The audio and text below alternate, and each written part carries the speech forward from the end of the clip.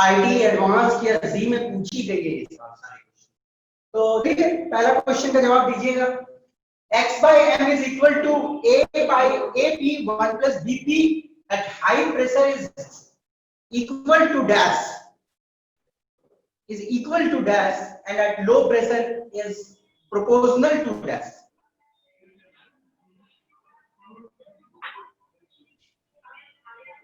आपको याद होगा, दिस इज लैंगमुयर। ये सर क्वेश्चन नहीं समझे सर, क्या बोले एक बार फिर से बोलते। x by m ये फॉर्मूला मालूम है, लैंगमुयर का फॉर्मूला है। Yes sir. High pressure is equal to dash, constant is equal to dash, a by b is equal to a by b, है ना। x by m ap divided by 1 plus bp। तो हम लोग क्या मान सकते हैं, 1 को तो इग्नोर कर सकते हैं क्योंकि ये बहुत बड़ा वैल्यू है। तो p क्या is equal to a by b which is a constant, ठीक है ना, is equal to a by b and at low pressure is proportional to pressure is proportional to pressure p के power 1।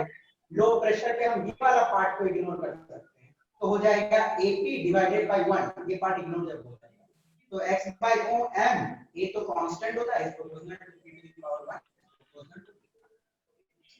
चलिए, value of 1 by n varies between dash to dash for all cases 0 to 1 0 to 1।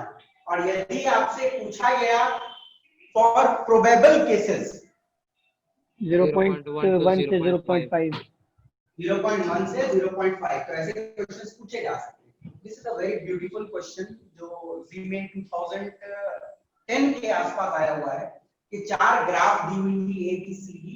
Third question बचा है, ये 4 graph दी हुई, अच्छा देखते हैं बाद में, इसको पहले 1 2 3 4 ग्राफ दी गई थी और ये 4 ऑप्शंस हैं आपके, तो जल्दी से बताइएगा। Beautiful question.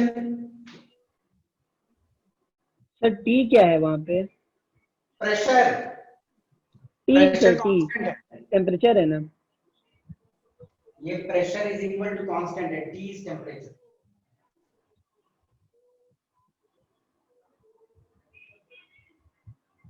चारों ग्राफ को अच्छे से ऑब्जर्व कीजिए और बताइए कि A is physical absorption and B is chemisorption, ये सारे ऑप्शन एक बार देखो, ग्राफ को आप देखो।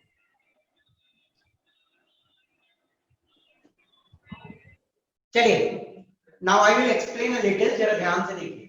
Sir D is chemical absorption, B is chemical absorption नहीं, चलो मैं डी एक्सप्लेन डी डी देखते हैं बेटा, बहुत सारे ऑप्शन है, कौन है।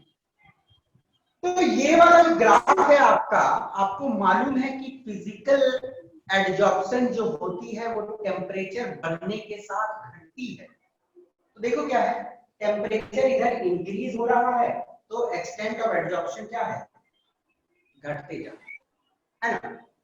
टेम्परेचर इधर बढ़ रहा है तो एक्सटेंट ऑफ एडजॉर्प्शन घट रही है। तो ये वाला तो पक्का है कि ये वाला फिजिकल एडजॉर्प्शन है। किसी को कोई शक? No sir. ना। अब ये ग्राफ को बेटा आप लोग थोड़ा ऑब्जर्व करो, अब दिमाग में चलेगा। केमीज ऑप्शन का, केमीज ऑप्शन है। देखो, एक पर्टिकुलर पॉइंट तक टेम्परेचर जब बढ़ रही है तो केमी ऑप्शन बढ़ रहा है, फिर उसके बाद ज्यादा बढ़ा रहे तो घटते चले। तो केमी ऑप्शन में क्या हो रहा है, ये ग्राफ को थोड़ा सा और मैं आगे कर दूं, देख रहे हो, बढ़ रहा है फिर घट रहा है, ये तो पक्का है कि ये केमी ऑप्शन। ये वाला फ्रेंडलिच आइसोथर्म में हम लोगों ने पढ़ा है, और फ्रेंडलिच आइसोथर्म किस के लिए वैलिड होती है? फिजिकल एब्जॉर्प्शन, फिजिकल एब्जॉर्प्शन के लिए। अब ये वाला आप देखोगे तो आपको मालूम है कि फिजी ऑप्शन से स्टार्ट होता है, फिर रास्ता केमिज ऑप्शन के लिए पकड़ता है। ये सर तो डी केमिज ऑप्शन हो जाता है, आंसर 3 हो जाएगा सर, थर्ड वाला। फिजी ऑप्शन यस सही है, बी इज केमिज ऑप्शन सही है, 100% सही। दूसरा, A is physisorption and B is chemisorption, same लिखा हुआ, दोनों तो सेम ही है। D is Chemi option, D Chemi option है, and B is Chemi option. हाँ, थर्ड वाला भी सही है, थर्ड वाला भी सही है. फोर्थ वाला D and C is Chemi option, D is Chemi option, E गलत है सर. गलत है. तो ये ऑप्शन रिपीट है, तो ये तो दो पीजी ऑप्शन हो सकता है दिया हुआ हो. हाँ चलो आप देखिएगा ये क्वेश्चन. थर्ड नंबर छूट गया. आइसोथर्म, चार ऑप्शन है आपके पास. ए वाला होगा. जरा ध्यान से देखिए, डायरेक्ट मत मार, नहीं तो नेगेटिव मार्किंग होगा एग्जाम. सेकंड होगा सर. बी होगा. x by m is proportional to p to the power 1 by m. Yes sir, यही होगा. इसकी आइसोथर्म को हम लोग क्या कर सकते हैं, तीन पार्ट में स्टडी कर सकते हैं. एक स्ट्रेट लाइन में, और एक कर्व में, और एक कांस्टेंट वाला पोर्शन, है ना. तो x by m is proportional to p to the power 1 by m. ये कौन सा पोर्शन है? कर्व वाला पोर्शन है. ओके. और x by m is directly proportional to pressure, ये लीनियर वाला. यस. और x by m is proportional to p to the power 0. Constant वाला जब इंडिपेंडेंट ऑफ प्रेशर हो गया तो ऑप्शन क्या होगा? ऑल. इतना वो छोटा सा कोना में आपको दिखा होगा तो वेरी गुड. चलो और तो दिख ही नहीं रहा था. अच्छा ठीक है. चलो krypton absorb on coconut charcoal. Del G negative. Gas है उसको कोकोनट. डेल जी नेगेटिव होगा, डेल एच पॉजिटिव होगा. Del G positive. नेगेटिव होगा sir. Del G negative, del H positive. Negative और वाला positive. Del G should be less than 0, मतलब negative होनी चाहिए फॉर अ स्पॉन्टेनियस है. Enthalpy positive. नेगेटिव. होगा. यस. एक्सोथर्मिक रिएक्शन में एंथैल्पी क्या होता है? नेगेटिव होता है. डिक्रीज होता है. Entropy positive. नेगेटिव. नेगेटिव होगा. Should be positive. A very important question, very important question. आपको मालूम है कोई भी स्पॉन्टेनियस प्रोसेस को यदि होना है तो उसको तो नेगेटिव ही रहना पड़ेगा, गिब्स एनर्जी. और एडजॉर्प्शन हो रही है तो बॉन्ड की फॉर्मेशन हो रही है ना, बॉन्ड बनता है तो एनर्जी निकलती है. एक्सोथर्मी तो नेगेटिव होनी चाहिए, लेस देन 0. और एंट्रोपी, रैंडमनेस तो घटती है, गैसेस घूम रहे हैं, सेटल हो जाता है, घटता है, वो भी लेस देन 0. अब for Friedrich isotherm log x by m is equal to log k plus 1 by n log p. log k plus 1 by n log p. p. हाँ ठीक. चलो एक बहुत ही इंटरेस्टिंग क्वेश्चन है जो केसीईटी में पूछा गया था, इसको कौन बनाएगा देखते हैं. 1 मिनट टाइम ले लो और बनाने की कोशिश करो. क्या चीज sir? A graph is given, okay, एक ग्राफ आपको दिया हुआ है और कुछ वैल्यूज दिए हुए हैं. आप जल्दी से इसको सॉल्व करो और दिमाग लगाओ. ये दिमाग लगाने की चीज है, दिमाग लगाओ.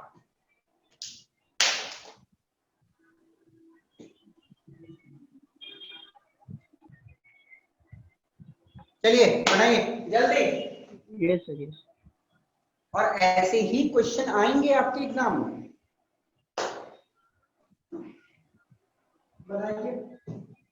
सर आंसर हो जाएगा 1.690. क्या होगा answer? 1.6990. Now, amount of adsorbate absorbed in grams. सिर्फ एडजॉर्बेट चाहिए ना. ठीक है सर. Amount of adsorbate ना adsorb होता है, कुछ की adsorb नहीं, x by m निकाले हम सर. तो x by m भी वही निकलेगा. तो सर वही आ रहा है. गलत आ रहा है. log k plus 1 by n log p, तो n हो जाएगा सर 1 by n. चलिए लेट्स सी. हम लोग इस क्वेश्चन को आप देखते हैं, जरा ध्यान से देखिएगा आराम से. हमारे पास फ्रेंडलिच का इक्वेशन है log x by m is equal to log k plus 1 by n log p। एक मिनट रुकना बेटा थोड़ा।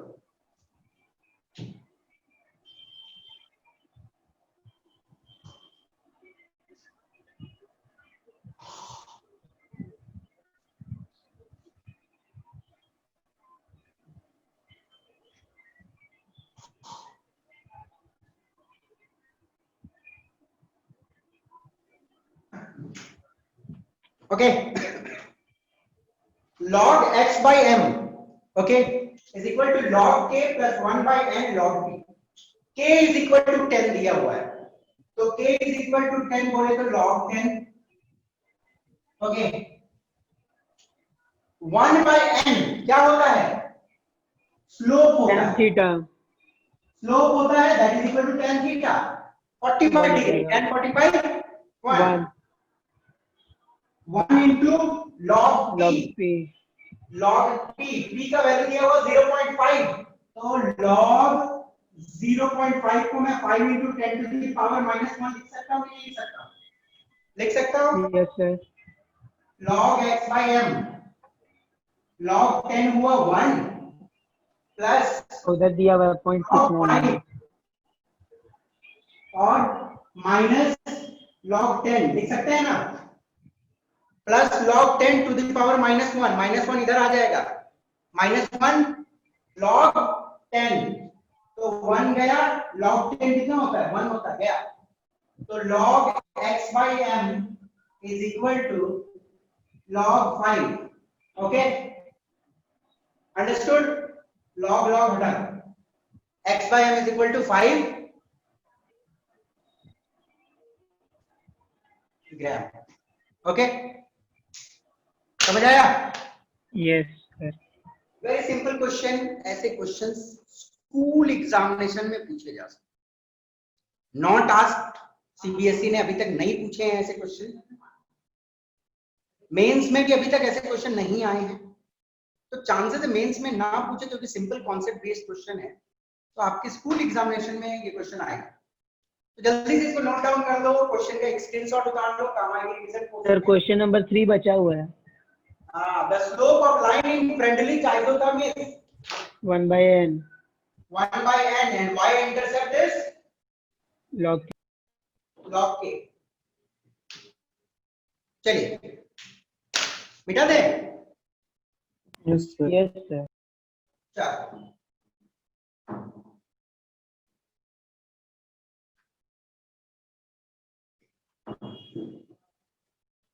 सर बुक में एक टॉपिक था एब्जॉर्प्शन फ्रॉम सॉल्यूशन पे। क्या बोल रहे बेटा?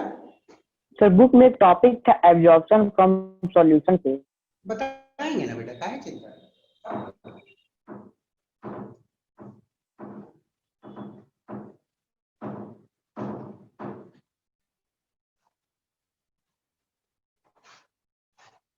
सॉल्यूशन के लिए आपको फॉर्मूला दिया था ना, x by m is proportional to k c to the power 1 by n।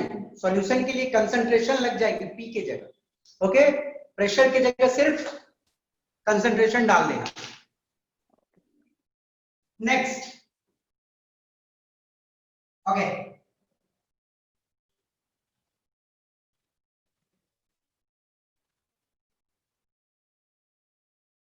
Last class में हमारी जो डिस्कशन चल रही थी अबाउट कैटालाइसिस, हम लोगों ने जस्ट स्टार्ट किया था।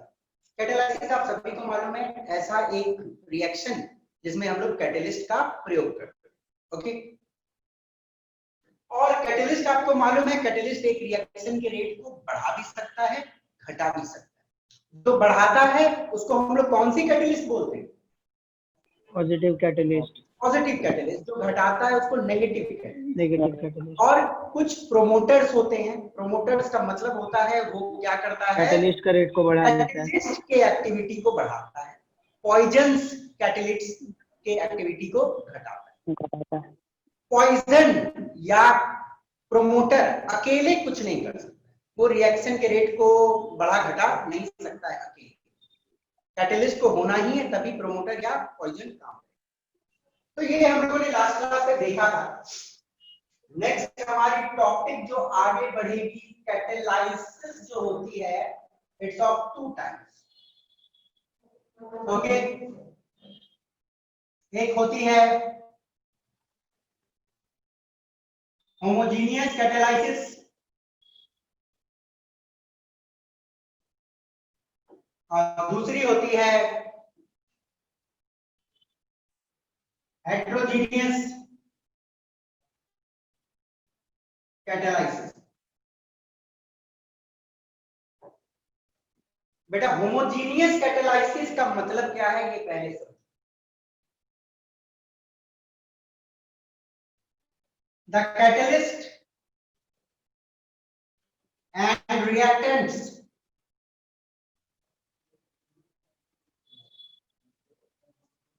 are in same phase।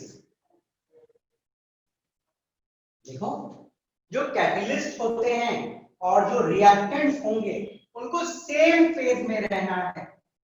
Okay, solid है कैटलिस्ट तो रिएक्टेंट भी सारे सॉलिड है, लिक्विड है कैटलिस्ट तो रिएक्टेंट भी सारे लिक्विड है। तो ऐसे प्रोसेस को हम लोग बोलेंगे कि that is homogeneous catalysis. Example से हम लोग समझेंगे। हेट्रोजीनियस कैटालाइसिस,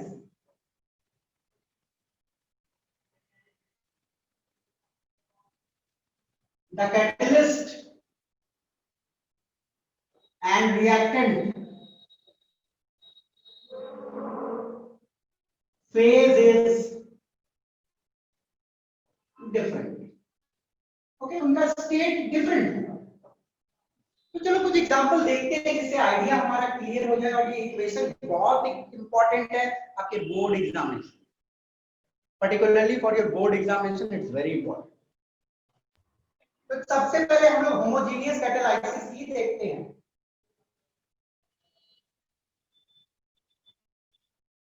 होमोजीनियस कैटालाइसिस में वेरी सिंपल रिएक्शंस हैं आपके लिए। सल्फर डाइऑक्साइड कौन सा स्टेट होता है? गैसियस। Oxygen gaseous. यदि मैं कैटलिस्ट लगा दूं नाइट्रिक ऑक्साइड गैसियस, तो देखो रिएक्टेंट गैसियस गैसियस, कैटलिस्ट भी गैसियस, आपको प्रोडक्ट मिला SO3 गैसियस। रिएक्शन को चाहो तो आप बैलेंस कर लो। Okay, very simple. आपको क्या ध्यान देना है? रिएक्टेंट और कैटलिस्ट सेम फेज में।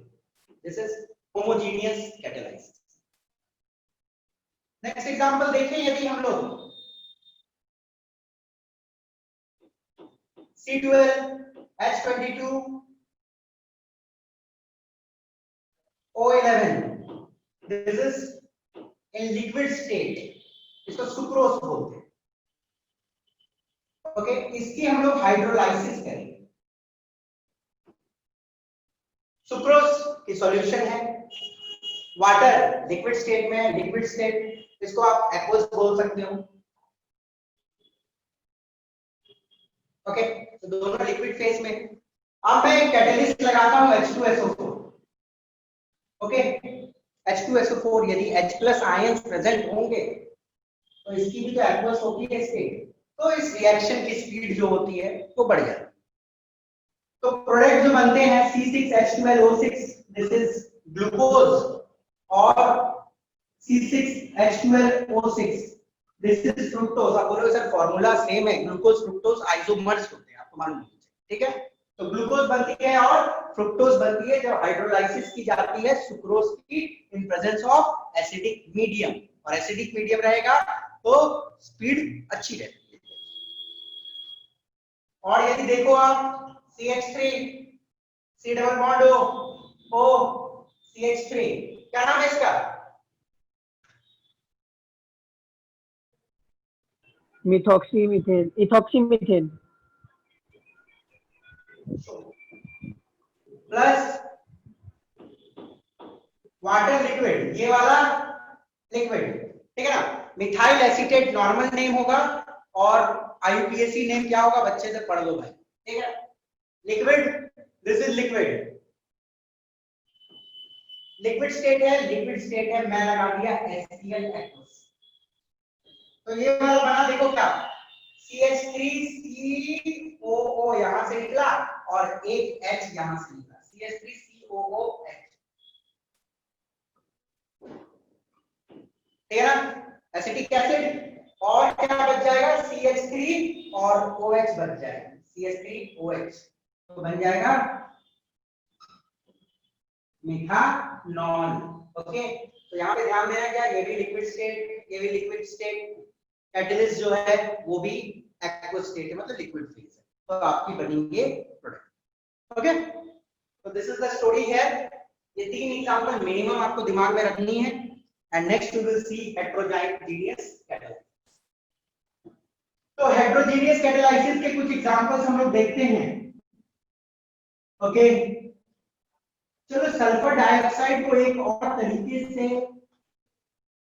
हम लोग ऑक्सीडाइज कर सकते हैं in presence of platinum. Platinum solid लिया, सल्फर डाइऑक्साइड किस स्टेट में, गैसियस स्टेट में, ऑक्सीजन किस स्टेट में, गैसियस स्टेट में, प्लैटिनम सॉलिड स्टेट में। इट्स हेटेरोजेनियस कैटालाइसिस, इनकी स्टेट और इनकी स्टेट डिफरेंट। ओके, या hydrogen peroxide liquid state plus, या इसकी डिकम्पोजिशन हम लोग करते हैं मैंगनीज डाइऑक्साइड सॉलिड के प्रेजेंस में, तो H2O और O2 मिलती है आपको।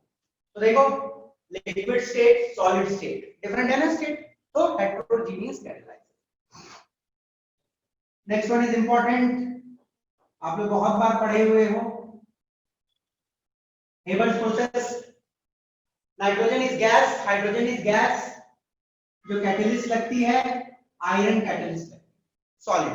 Okay, another Ostwald process.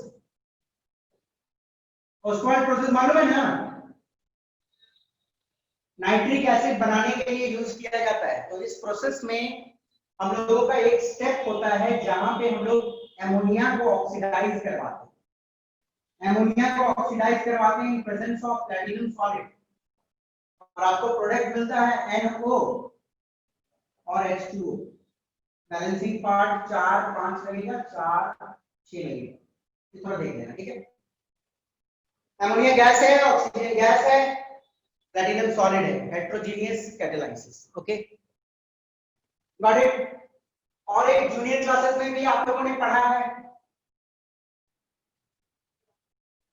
Vegetable oil जो होती है इट्स लिक्विड स्टेट, और यदि मैं इसका हाइड्रोजनेशन करता हूं, ओके, तो निकल लगाएंगे और हमें मिलेगा वेजिटेबल घी। तो देखो एक रिएक्टेंट लिक्विड है, एक रिएक्टेंट गैस है, और कैटलिस्ट आपका सॉलिड है, तो फेज अलग है ना, तो ये हो गई हेटेरोजेनियस कैटालाइसिस। ओके, तो ये कुछ एग्जांपल्स हैं, 2-3 बार लिख के प्रैक्टिस कर लेना। ओस्टवाल्ड प्रोसेस पूरा हम लोग देख लेंगे, इसी चैप्टर में देख लेंगे।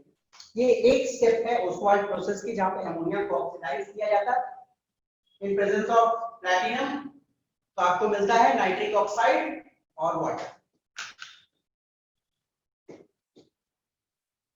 चलिए जल्दी से बेटा इसको नोट डाउन करो फटाफट।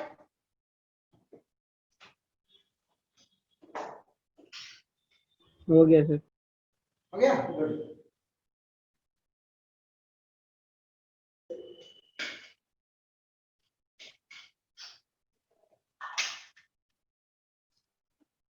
Next we will move on to characteristic of catalytic reaction. एक कैटालिटिक रिएक्शन जो होती है उनकी क्या क्या गुण होते हैं।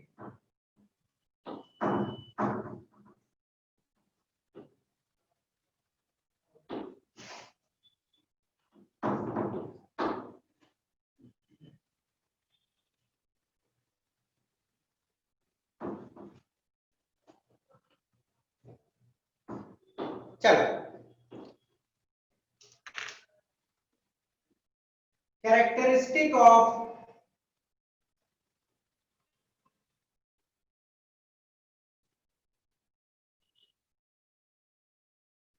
Catalytic reaction.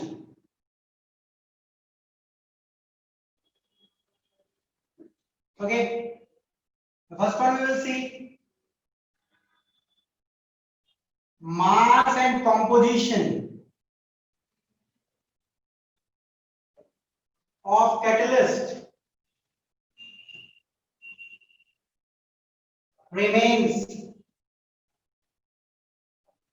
unchanged at the end of reaction. देखो ये तो बहुत सिंपल है, सबको मालूम होगा कि जितना हम कैटलिस्ट लेंगे स्टार्टिंग में रिएक्शन के एंड में भी हमको उतना ही मिलेगा। जो कैटलिस्ट लेंगे मतलब जो कैटलिस्ट की कंपोजिशन होगी पहले वो बाद में भी वही रहेगी, वो बदलेगी नहीं। तो कैटलिस्ट जो रहता है वो अनचेंज रहता है रिएक्शन के बाद भी।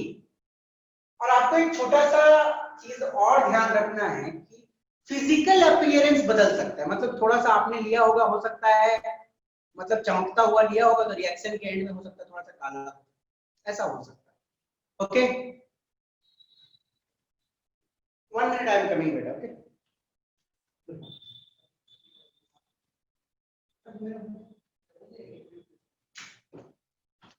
Okay dear student, for 2-3 minute के लिए आपका ब्रेक होगा because sanitisation process is under process. तो यहाँ पे थोड़ा सैनिटाइजेशन होगा इस रूम का, तो आप लोग थोड़ा देख भी लो सैनिटाइजेशन को। 3-4 मिनट में मैं आया।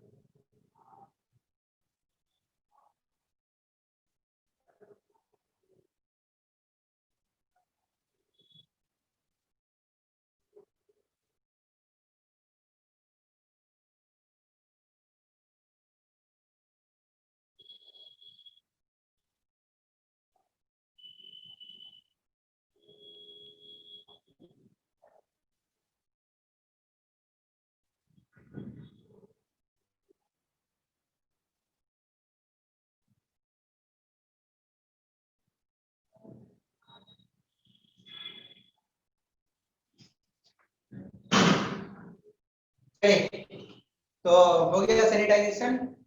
तो कौन सा केमिकल यूज किया गया उसमें, जल्दी बताओ। Sodium hypochlorite. Yes, good. तो बोर्ड पे भी मार के चला गया। चलिए ठीक है। Mass and composition of catalyst जो है वो चेंज नहीं होगा, आप सबको मालूम है, बट इतना दिमाग में रखना है कि फिजिकल अपीयरेंस बदल सकती है, दिखने में थोड़ा वो चेंज हो सकता है। Next, a small amount of catalyst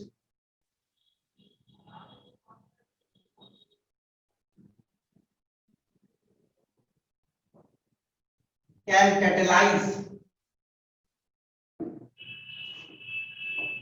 a large amount of reactant.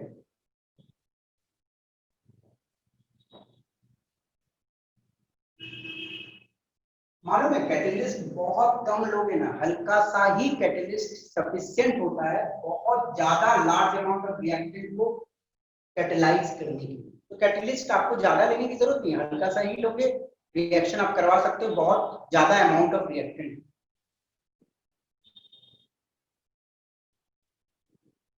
Finally divided catalyst, ये तो मालूम ही होगा। Finally divided catalyst provide better efficiency. इसको कुछ एक्सप्लेन करने की जरूरत नहीं है मुझे।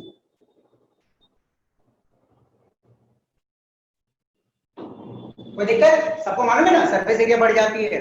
Okay, a catalyst cannot initiate a reaction, ये एक इंपॉर्टेंट पॉइंट। देखो, एक कैटलिस्ट रिएक्शन को कभी भी स्टार्ट नहीं कर सकता है, एक चलता हुआ रिएक्शन को वो स्पीड कर देगा, बट एक रिएक्शन जो होना ही नहीं है, तो आप बोलोगे कि मैं कैटलिस्ट लगा दूंगा तो वो रिएक्शन हो जाएगा, तो ऐसा नहीं। कैटलिस्ट रिएक्शन को स्टार्ट नहीं कर पाएगा, बट एक चलता हुआ रिएक्शन को दोहरा देगा। Okay, understood? A catalyst can not initiate a reaction को स्टार्ट नहीं कर सकता। अ very important point, a catalyst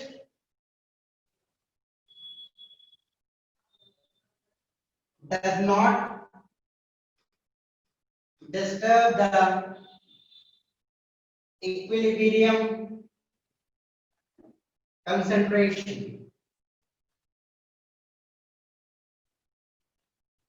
but it alters the time to reach equilibrium. हाँ, ये इंपॉर्टेंट चीज है, जरा ध्यान से समझिएगा।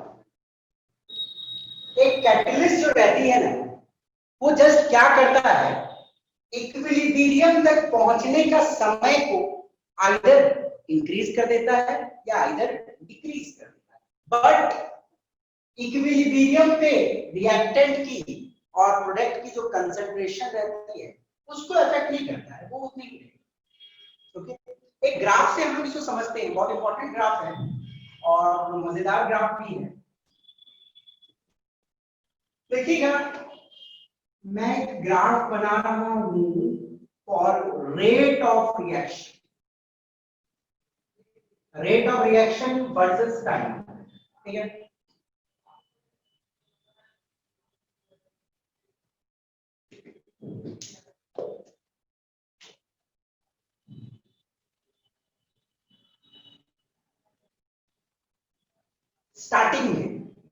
स्टार्टिंग में रिएक्टेंट बहुत ज्यादा होते हैं, तो रेट ऑफ फॉरवर्ड रिएक्शन क्या रहता है, हाई रहता है। रेट ऑफ फॉरवर्ड रिएक्शन की स्पीड हाई, तो रेट ऑफ फॉरवर्ड रिएक्शन जो होता है स्टार्टिंग में काफी हाई रहती है, पर जैसे ही रिएक्टेंट खत्म होते जाता है रेट ऑफ फॉरवर्ड रिएक्शन घटती है और एक पॉइंट पे rate of forward reaction constant. और जैसे ही रिएक्टेंट प्रोडक्ट बनता है तो कुछ प्रोडक्ट आपस में रिकंबाइन करते हैं और रेट ऑफ बैकवर्ड रिएक्शन जो स्टार्टिंग में 0 था तो बढ़ता है और एक पॉइंट में रेट ऑफ फॉरवर्ड रिएक्शन के बराबर हो जाता है। आपको तो ये मालूम ही है, रेट ऑफ फॉरवर्ड रिएक्शन और रेट ऑफ बैकवर्ड रिएक्शन जहां पे एक हो गया, इक्विलिब्रियम रीच हो जाती है। ओके, तो ये नॉर्मल केस में होता है कि इक्विलिब्रियम मानो आपको मिला है, ठीक है, इस समय पे आपको इक्विलिब्रियम मिला, तो कैटलिस्ट क्या कर सकता है? कैटलिस्ट यही कर सकता है, रेट ऑफ फॉरवर्ड रिएक्शन की जो कांस्टेंट वाला पॉइंट था उसको जल्दी ला सकता है, वैसे ही रेट ऑफ बैकवर्ड रिएक्शन के कांस्टेंट वाले पॉइंट को जल्दी ला सकता है। तो क्या किया, इक्विलिब्रियम को जल्दी ले आया है कि? तो ये कहानी होती है। और यदि आप कंसंट्रेशन के साथ भी देखना चाहते हो तो हम लोग देख सकते हैं, ये ग्राफ आपको समझ आई कि नहीं? पहले इक्विलिब्रियम इस समय पे आ रहा था, इक्विलिब्रियम जल्दी आ गया, यही करता है ना कैटलिस्ट। अब कंसंट्रेशन के साथ भी देख, मतलब concentration of reactant and product at equilibrium, data है।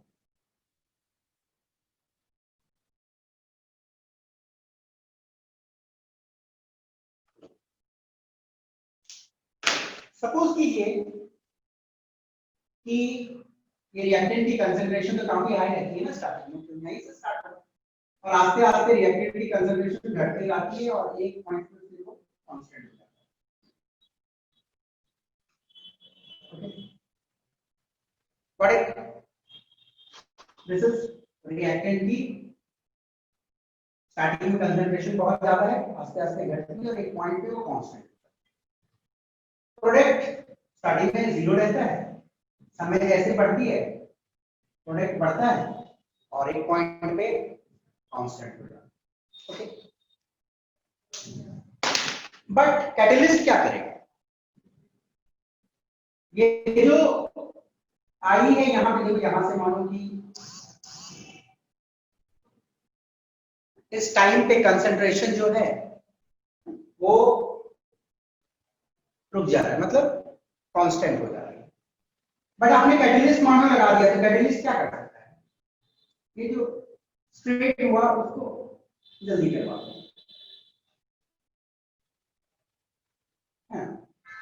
तो ये जो कंसंट्रेशन यहीं पे आपकी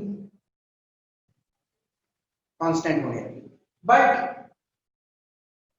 जो इक्विलिब्रियम की कंसंट्रेशन है उसमें कोई बदलाव आ रहा है क्या? कंसंट्रेशन तो वही ले रहे हैं, ब्लू वाली ग्राफ की जो विदाउट कैटलिस्ट है और रेड वाली ग्राफ जो कैटलिस्ट के साथ। समझ आई कि नहीं समझ आई? ये कंसंट्रेशन जो था इक्विलिब्रियम पॉइंट पे वही रहेगा, बट जो कंसंट्रेशन जहां कांस्टेंट होता है वो जल्दी हो जाए। अंडरस्टूड? ये ग्राफ थोड़ा इंपॉर्टेंट है। सर सी पॉइंट समझा दीजिएगा। कौन सा बेटा बताओ? सी पॉइंट, सी वाला, सी सर, सी तीसरा नंबर लेफ्ट साइड सर, क्या वाला? Finally divided catalyst provide better efficiency. अब देखो इतना बड़ा कैटलिस्ट आप लगा है, ओके, और छोटे छोटे टुकड़े लगाओगे तो सरफेस एरिया बढ़ जाती है जब, तो एब्जॉर्प्शन ज्यादा अच्छे से होगा, और जब एब्जॉर्प्शन ज्यादा अच्छे से होगा तो एक्टिविटी कैटलिस्ट की ज्यादा अच्छी रहेगी। Okay okay sir. वैसे सिंपल चीज है ये, तो आप लोग अब पढ़ाऊंगा भी थोड़े देर।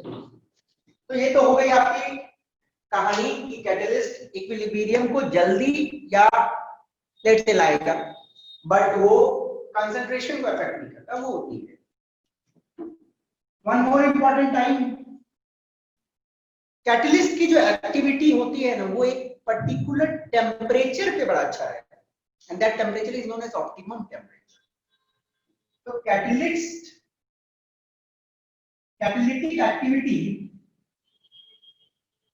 is best at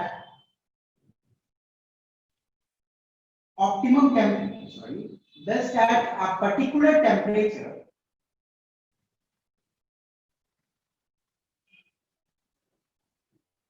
known as optimum temperature.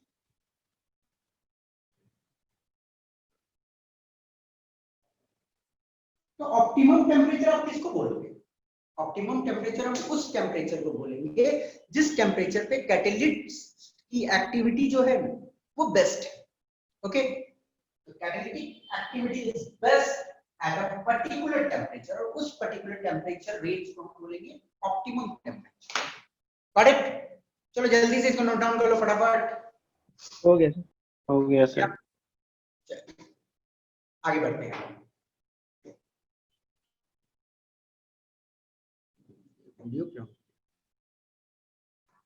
चलिए मिटा रहा हूं मैं इसको।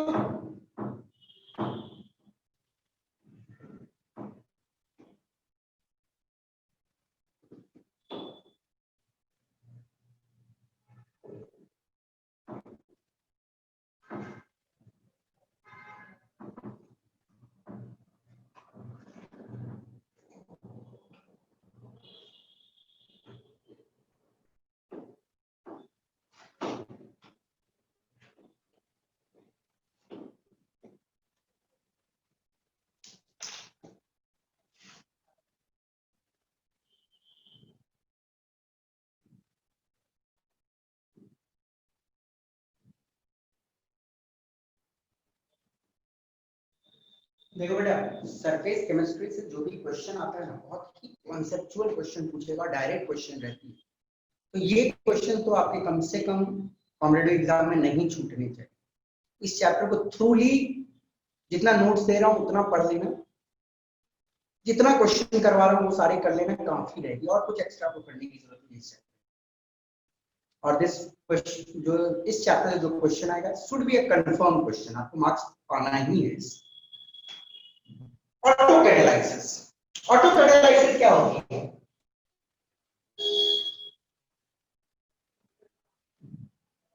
a particular product of a reaction acts as a catalyst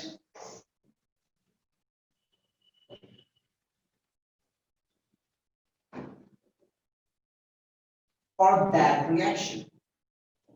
definition को भी छोड़ते हैं, पहले हम लोग नॉर्मली समझने की कोशिश करते हैं। सपोज करो हमारे पास एक रिएक्टेंट है ए, अब हम लोग इसको डिकम्पोज कर रहे हैं और हमें प्रोडक्ट मिल रही है बी और सी।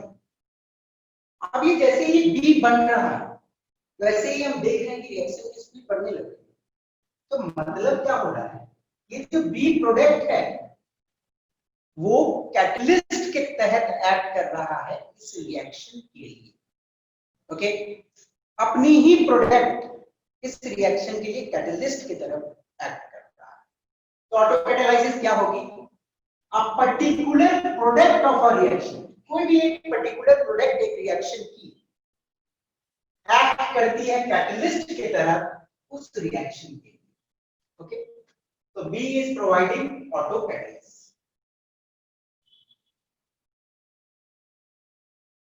बी जो है ऑटो कैटालाइसिस प्रोवाइड कर रही है। अब एक इसका ग्राफ हम लोग देखे सिंपल सा, तो आप लोगों से मैं सिंपल कॉन्सेप्ट, यदि दिमाग काम कर रहा तो सोचो, reaction is dash in beginning, slow in beginning. Yes, starting में तो स्लो रहेगा क्योंकि आपका वो कैटलिस्ट बना ही नहीं है, जब बनेगा तब ना कहानी स्टार्ट होगा। Reaction is slow in beginning and progresses fastly as time increases। यही तो सिंपल कॉन्सेप्ट है इसका। तो ये ग्राफ कैसा हो सकता है? ये प्रोग्रेस ऑफ रिएक्शन और ये समय, ये ग्राफ को कुछ हम ऐसा बना सकते हैं, है ना? स्टार्टिंग में रिएक्शन थोड़ा सा और इसको ग्राफ को ऐसे कर देंगे,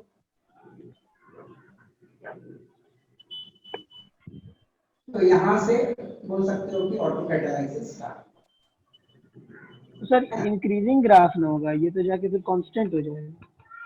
अरे भैया, reaction is slow in beginning, starting में स्लो है, फिर जैसे ही कैटलिस्ट बनना शुरू किया रिएक्शन फास्ट हुआ, अब एक पॉइंट पे इक्विलिब्रियम आएगा, लेकिन हमेशा फास्ट रहेगा जीवन भर।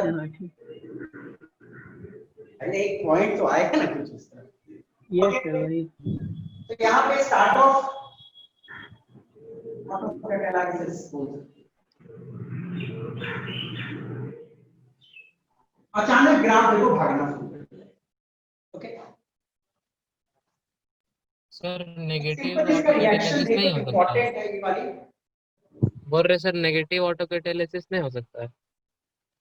नेगेटिव ऑटो कैटालाइसिस हो सकता है, तो आप ग्राफ बना दो उसका नेगेटिव स्लोप के साथ। ओके बट नॉर्मली हम लोग पॉजिटिव ऑटो कैटालाइसिस देख रहे हैं यहाँ पे। अब यहाँ पे ध्यान से देखना जो कहानी मैं बताना चाह रहा हूँ। देखो नॉर्मली हम लोग एक रिएक्शन को करवाने के लिए पॉजिटिव कैटलिस्ट ही यूज करना पसंद करते हैं, क्योंकि रिएक्शन की स्पीड को हम स्पीड ही करना चाहेंगे ना।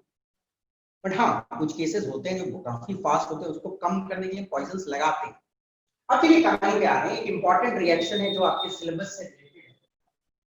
आप ले लो पोटासियम परमैंगनेट।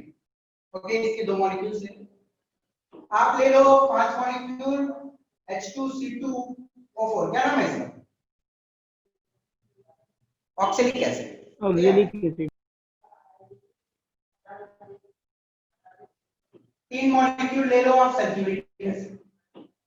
बड़ा इंपॉर्टेंट रिएक्शन है, पूछी जा सकती है और पूछी गई भी है, पास में पूछा गया है ये रिएक्शन।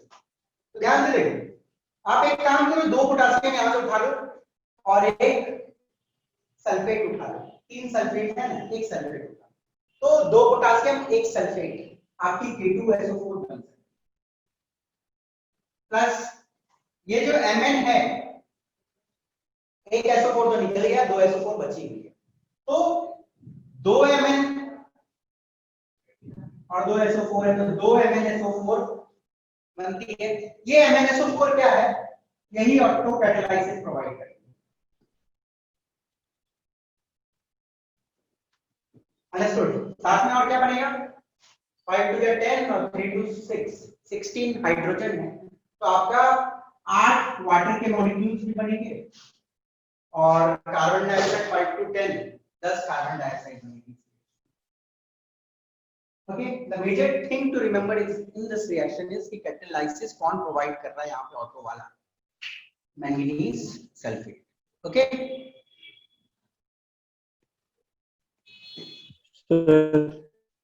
हो गया?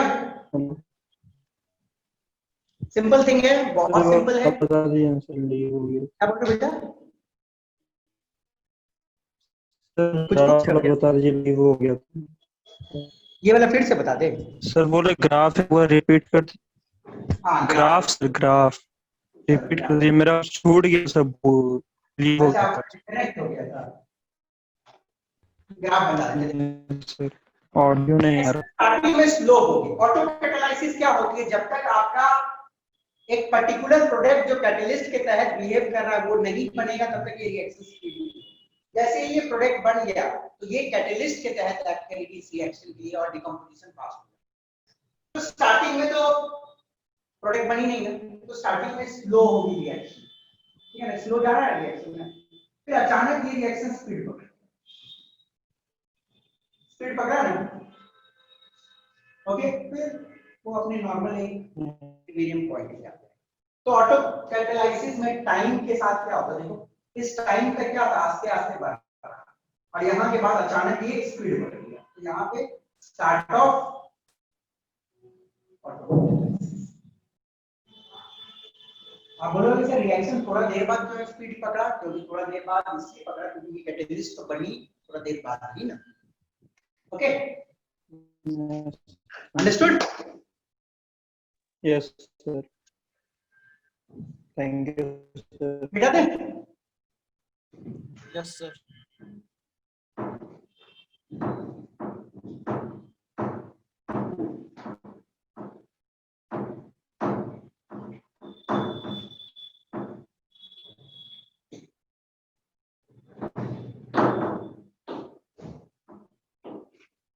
बेटा आप लोग सब एक काम करो, जिन जिन के पास जियो का सिम है ना फेंक दो उठा के। मैंने भी फेंक दिया। हाँ मतलब एक दिए सर। एयरटेल का मैं ऐड नहीं कर रहा हूँ, पर मैं एयरटेल ऑब्वियसली वेरी गुड, अच्छी नेटवर्क है। एयरटेल दाम बढ़ाने वाला है सर, 160 रुपए में 1.6 GB। चलिए, the next one is induced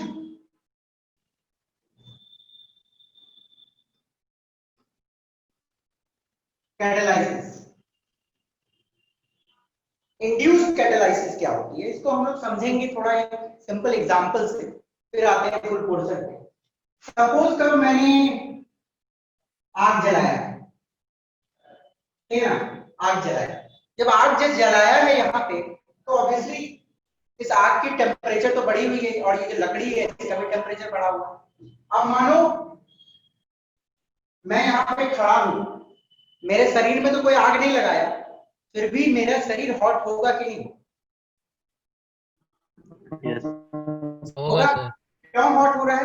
क्योंकि इसकी जो हीट है इंड्यूस हो रही है मेरे ऊपर, और मेरे ऊपर में इंड्यूस हो रहा है तो मेरा भी टेम्परेचर साथ में बढ़ रहा है। तो इंड्यूस कैटालाइसिस कुछ ऐसा ही catalysis. What is this? A chemical reaction affects the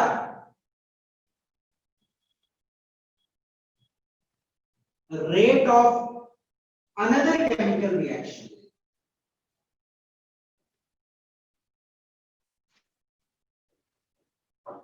okay, एक एग्जांपल से इसको समझते हैं तो और अच्छे से समझ आएगा। ये जो सोडियम आर्सेनाइट है, दिस इज Na3ASO3, इसका नाम है सोडियम आर्सेनाइट। और फॉर्मूला कहां से बना आपको सिंपल जाननी चाहिए, Na1 और आर्सेनाइट आयन होती है 3-। Okay, Na3ASO। सोडियम आर्सेनाइट जो है, यदि आप इसको ऑक्सीडाइज करने का कोशिश करोगे तो ये ऑक्सीडाइज नहीं होती है, नो रिएक्शन, नहीं होगा इसका रिएक्शन, ऑक्सीडाइज नहीं होगी। But a mixture of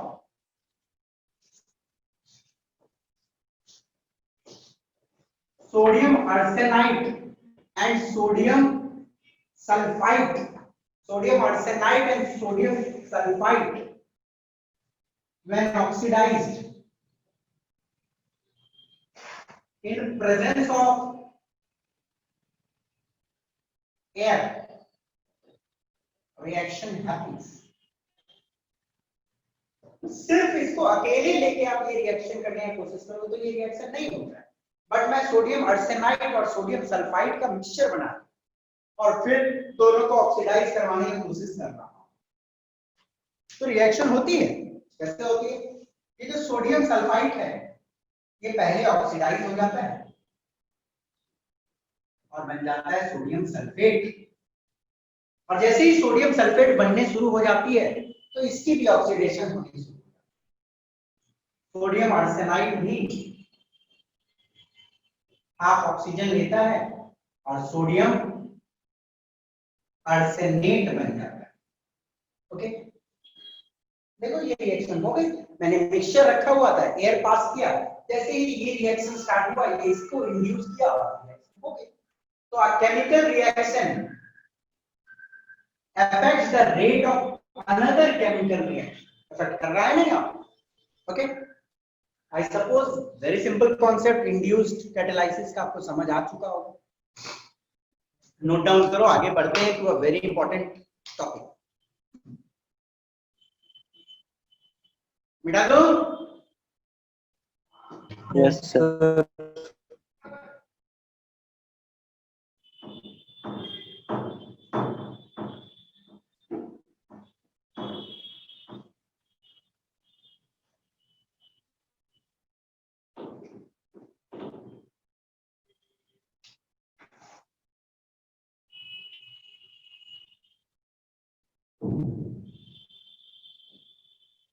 Modern adsorption theory of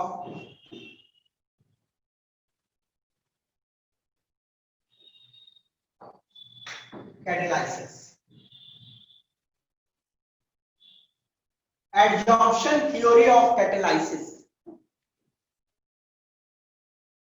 actually ये दो थ्योरीज को मिला के बना है, एक ओल्ड एडजॉर्प्शन थ्योरी है और दूसरा इंटरमीडिएट कंपाउंड फॉर्मेशन थ्योरी। दोनों को मिला के बना मॉडर्न एडजॉर्प्शन थ्योरी।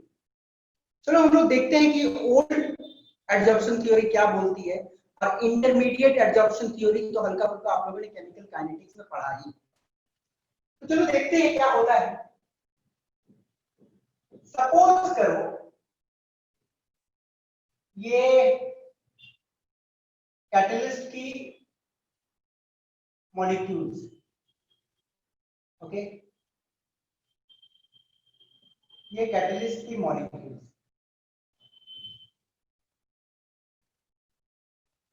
एजेस पे फ्री इलेक्ट्रॉन प्रेजेंट है कि नहीं है? Yes sir. अब होता क्या है देखो, रिएक्टेंट मॉलिक्यूल्स, ये स्टेप 1 है, पहला स्टेप। रिएक्टेंट मॉलिक्यूल्स अप्रोचेस, अब ध्यान से देखिएगा, this is a very important. Reactant molecules approaches the surface of catalyst. मानो वो जो रिएक्शन करवा रहे हैं वो दो रिएक्टेंट है, उसमें ए है और बी है। वो लोग क्या करता है, कैटलिस्ट की तरफ बढ़ता है। Reactant molecules approaches the surface of catalyst, ये रिएक्टेंट मॉलिक्यूल्स कैटलिस्ट की तरफ जाता है। फिर स्टेप 2 में क्या होता है, अब सपोज करो ये है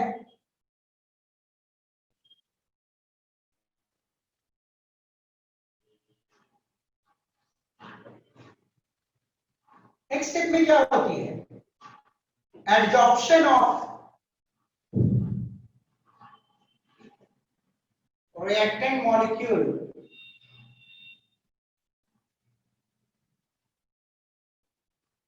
on surface of catalyst।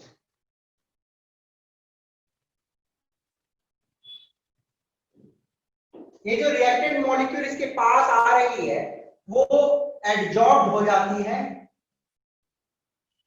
Reactant के सरफेस, आया एडजॉर्ब हो गया है यहाँ। Adsorption of reactant molecule on surface of catalyst, यहाँ पे एडजॉर्ब हो गया ये। फिर नेक्स्ट क्या होता है,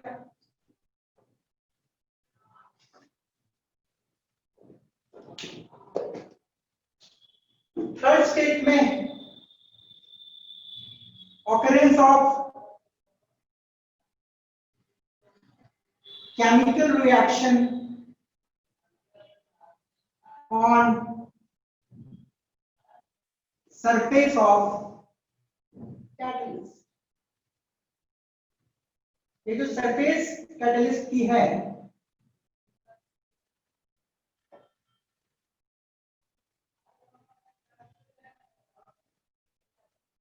यहाँ पे ए और बी तो एडजॉर्ब होके बैठा हुआ है, ओके, आराम से बैठा हुआ है। होता क्या है, ये दोनों तो आपस में रिएक्ट करने वाली चीज है, आके बैठ गया है और स्टेबली बैठा हुआ है। तो इन दोनों के बीच में केमिकल रिएक्शन होना शुरू हो जाता है और जब केमिकल रिएक्शन होता है तो ये केमिकल बॉन्ड बनता है, ओके, ए और बी के बीच में केमिकल बॉन्ड बन गया। इसी को बोलते हैं हम लोग इंटरमीडिएट कंपाउंड। ये जो पूरी है it's an intermediate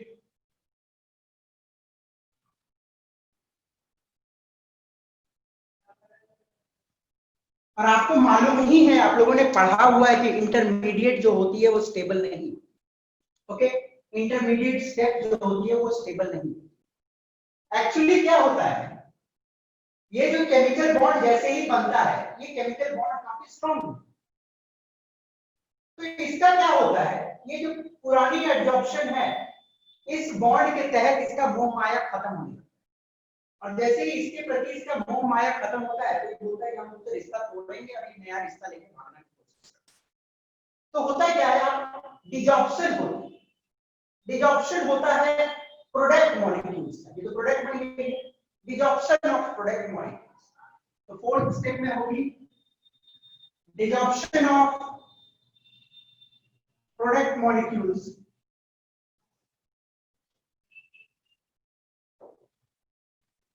away from surface of catalyst।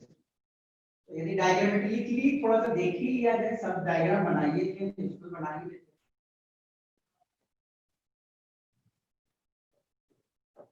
होता क्या है, अब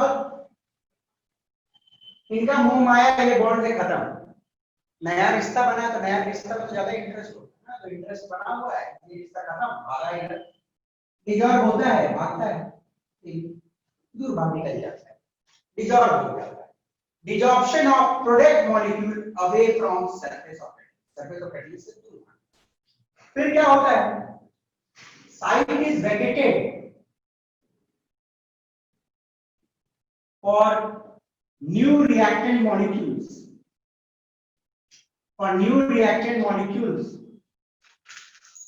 and cycle continues।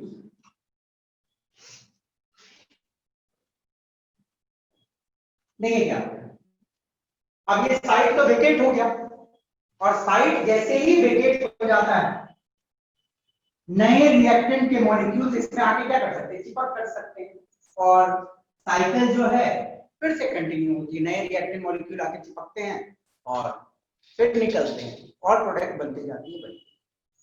तो ये सारी कहानी है, ये रिएक्शन चलती जाती है और आपका रिएक्शन होता है, तो process is complete.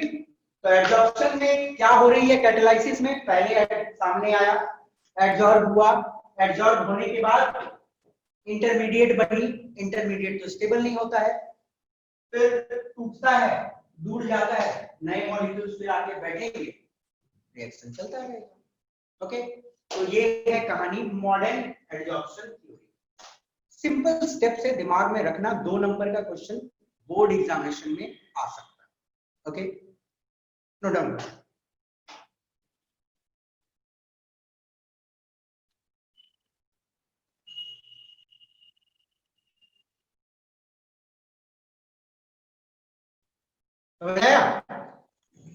Yes, sir. Yes, sir. चलो बेटा,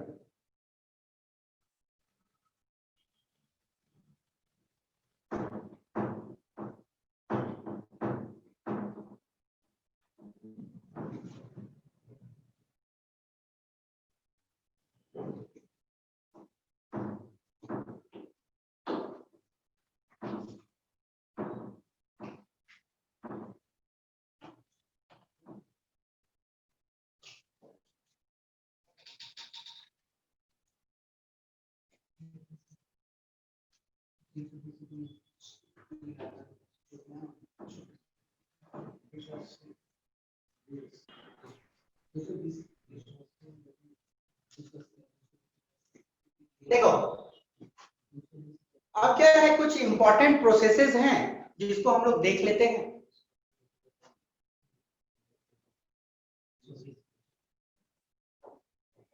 some important processes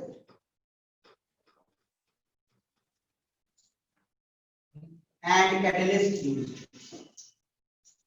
अब ये थोड़ा सा आपको दिमाग में रखना है, ठीक है ना, वेरी सिंपल चीज, ये आपको थोड़ा दिमाग में रखना है। Okay, first one, Haber's process. Haber's process for manufacture of ammonia सबको मालूम है ना, nitrogen, Yes, sir. Nitrogen plus hydrogen appearance of Fe. Ammonia बना, तो ये तो आपको मालूम ही रहता है, बट याद क्या रखना है इसमें, कैटलिस्ट और कंडीशन। कंडीशन सबसे पहले 200 एटमॉस्फेयर प्रेशर आपको रखना है, 450 डिग्री सेल्सियस से 500 डिग्री सेल्सियस टेम्परेचर रखना है, और कैटलिस्ट जो यूज होगा वो आयरन कैटलिस्ट यूज होती है, और मोलिब्डेनियम Promoter. यूज करना है। बस ये थोड़ा सा आप लोगों को दिमाग में रखना है। बैलेंसिंग पार्ट आई सपोज तो आप लोग कर ही सकते हैं, बहुत सिंपल है कि नहीं, समझ आई? दूसरा Ostwald's process for nitric acid, हम लोग नाइट्रिक एसिड बनाते हैं। तो नाइट्रिक एसिड जो बनती है उसमें जो कैटेलिस्ट यूज होता है प्लैटिनाइज्ड एस्बेस्टस। अब बोलोगे सर आपने तो सिर्फ प्लैटिनम लिखा था, कि प्लैटिनाइज्ड एस्बेस्टस क्या होता है? प्लैटिनाइज्ड एस्बेस्टस का मतलब होता है कि एस्बेस्टस एक मिनरल होती है। एस्बेस्टस एक सिलिकेट की मिनरल होती है। Asbestos is a silicate mineral जिसके ऊपर हम लोग क्या करते हैं, छोटे छोटे टुकड़े प्लैटिनम का डालते हैं। That is platinised asbestos. This is the catalyst. Temperature 300 degree Celsius के आसपास रखा जाता है। तो फर्स्ट स्टेप में क्या होता है, ये अभी थोड़ा देर पहले बताया, अमोनिया प्लस ऑक्सीजन बनी नाइट्रिक ऑक्साइड प्लस वाटर। आपको थोड़ी सी ये दिमाग में रखनी है। फर्स्ट स्टेप इज दिस, पहले नाइट्रिक ऑक्साइड बनता है, फिर नाइट्रिक ऑक्साइड को ऑक्सीजन के प्रेजेंस में फर्दर ऑक्सीडाइज किया जाता है तो नाइट्रोजन डाइऑक्साइड बनती है। और नाइट्रोजन डाइऑक्साइड को यदि आप पानी में मिला देते हो, पढ़िए, नाइट्रोजन डाइऑक्साइड को यदि आप ऑक्सीजन के प्रेजेंस में वाटर में मिलाते हो तो you will get nitric acid. तो ये 3 स्टेप है ओस्टवाल्ड प्रोसेस की, जहां पे नाइट्रिक एसिड की मैन्युफैक्चर होती है। Ammonia, oxygen, nitric oxide, water, nitric oxide half oxygen, nitrogen dioxide. Nitrogen dioxide को ऑक्सीजन के प्रेजेंस में वाटर में डिसॉल्व की जाती है nitric acid. Okay, third contact process for manufacture of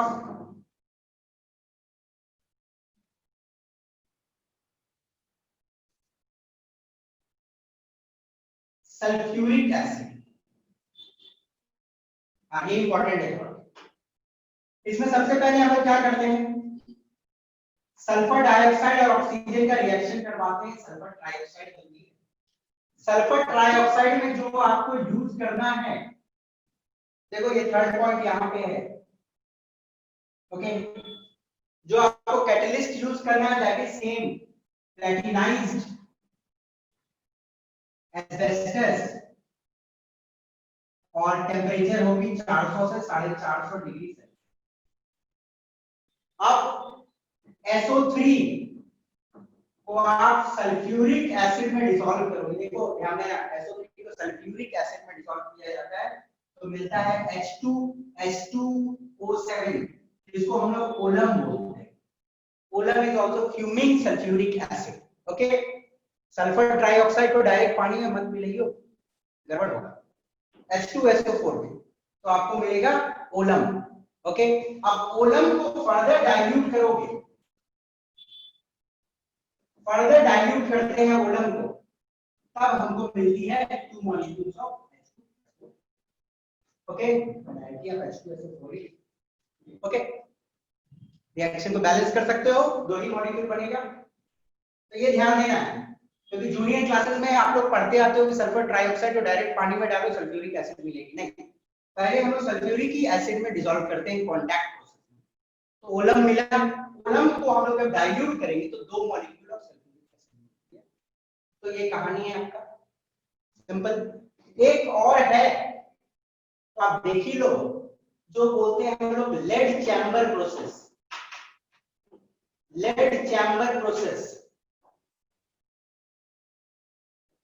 और सल्फ्यूरिक एसिड बनाने के लिए तो सेम है, सारे रिएक्शन जो होते हैं सेम होते हैं, बट आपको एक चीज ध्यान रखना है कि यहाँ पे जो हम लोग कैटलिस्ट लेते हैं वो चेंज करते हैं, that is nitric oxide. Catalyst nitric acid, sorry nitric oxide gaseous रहती है, बाकी सारा रिएक्शन आपका सेम होगा। Sulphur dioxide oxygen, nitric oxide catalyst लगेगी, सल्फर ट्राइऑक्साइड, फिर सल्फर ट्राइऑक्साइड को सल्फ्यूरिक एसिड में डालो, ओलम को डाइल्यूट करो। सर टेम्परेचर क्या रहेगा? सेम कंडीशन 400 से 450 डिग्री। ओके, तो लेड चैम्बर आपके बुक्स में मेंशन नहीं है, ये दिमाग में रखना। तो ये 4 इंपॉर्टेंट प्रोसेस है, इसको देख लो बढ़िया से और 2-4 बार इक्वेशन लिख लेना। And that's all for today. Next class में थोड़ा सा और कैटालाइसिस पार्ट में बचा हुआ है, दैट इज एंजाइम कैटालाइसिस, और एक्टिविटी और सेलेक्टिविटी हम लोग देखेंगे। फिर we will move on to colloid part. ये चैप्टर को 2 पार्ट में स्टडी करना है, वन इज ये एडजॉर्प्शन वाला पार्ट और दूसरा इज कोलाइड वाला पार्ट, जिसको हम लोग प्रोबेबली थर्ड क्लास में स्टार्ट करेंगे। ओके।